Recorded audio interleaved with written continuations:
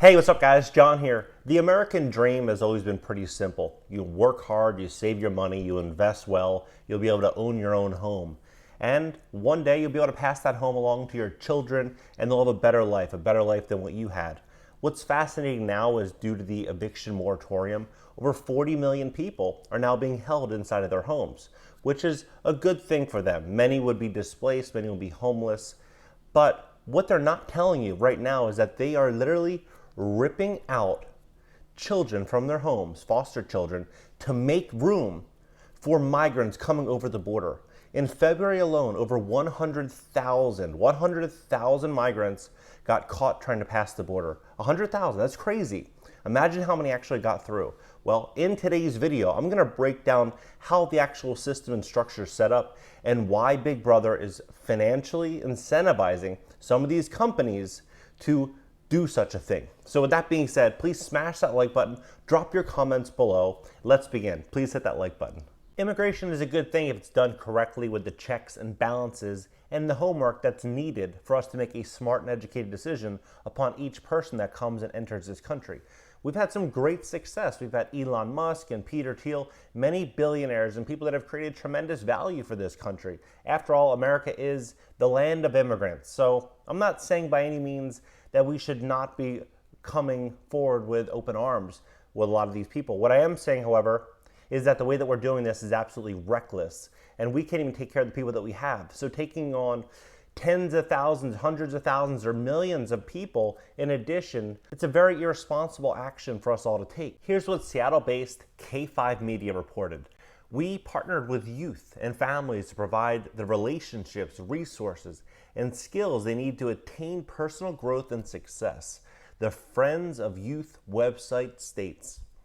But now the organization has other goals in mind, Seattle-based K5 Media reported. Friends of Youth has reviewed our organizational goals this past year, and we have chosen to pursue a different strategic vision, stated a January 29th letter from the organization.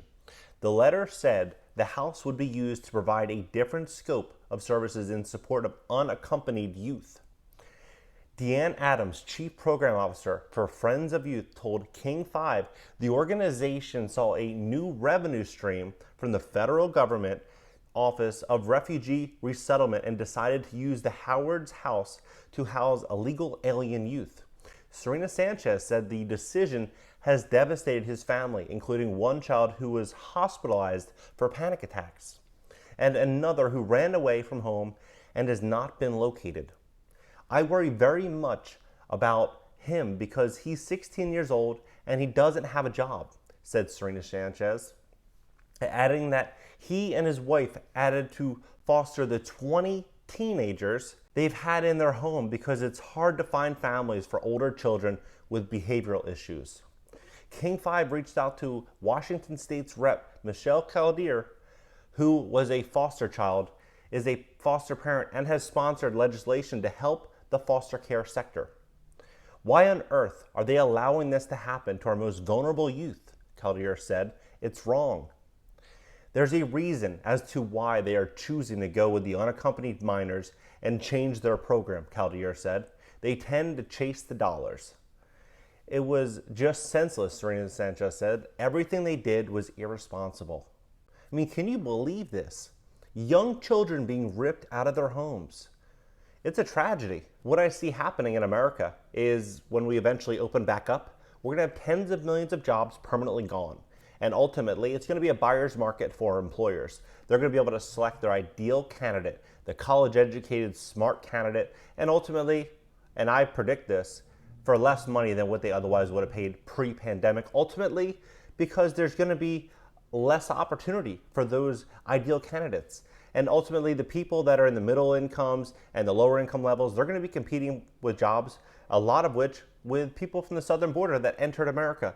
So a lot of jobs are going to be fought over. Incomes are going to be coming down. Quality of living is going to be coming down in America. It just has to. So if that's the case, who benefits? Well, the rich get richer, as the old saying goes. Corporations will benefit, and it's going to be a very unfortunate situation for the average middle-class person. Over 4,000 migrants, many kids, crowded into a Texas facility. Imagine the border at California as well. This is 4,000 kids last week. The Biden administration, for the first time Tuesday, allowed journalists inside its main border detention facility for migrant children, revealing a severely overcrowded tent structure where more than 4,000 people, including children and families, are crammed into a space intended for 250 people.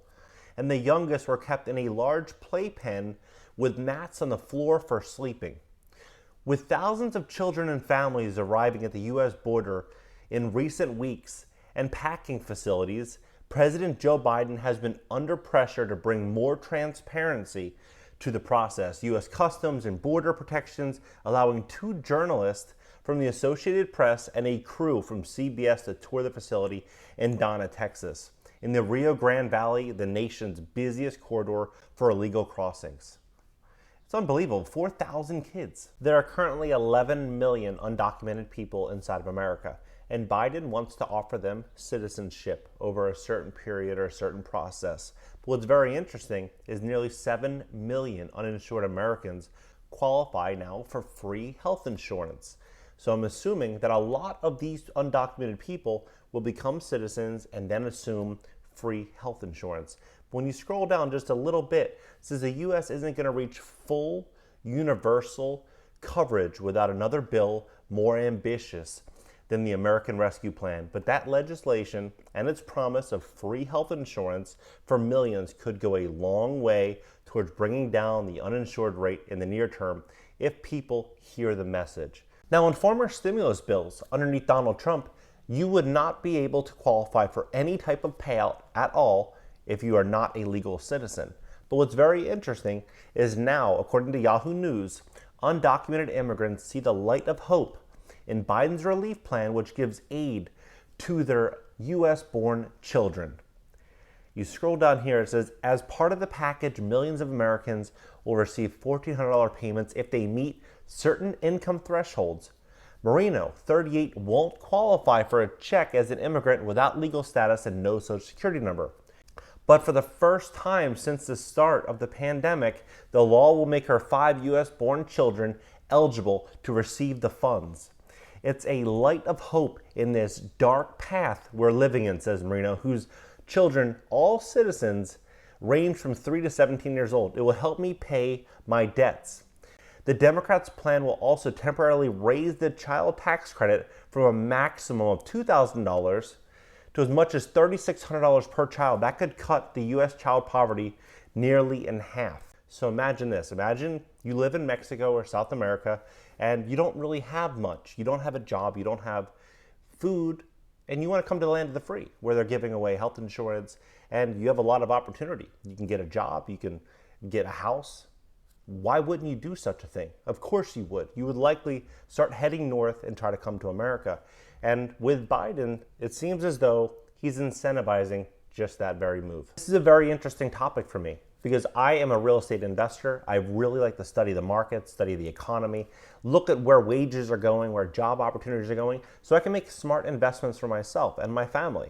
With that being said, I'm paying close attention to these details because I personally think that incomes are going to be coming down. I think that rents are going to be coming down.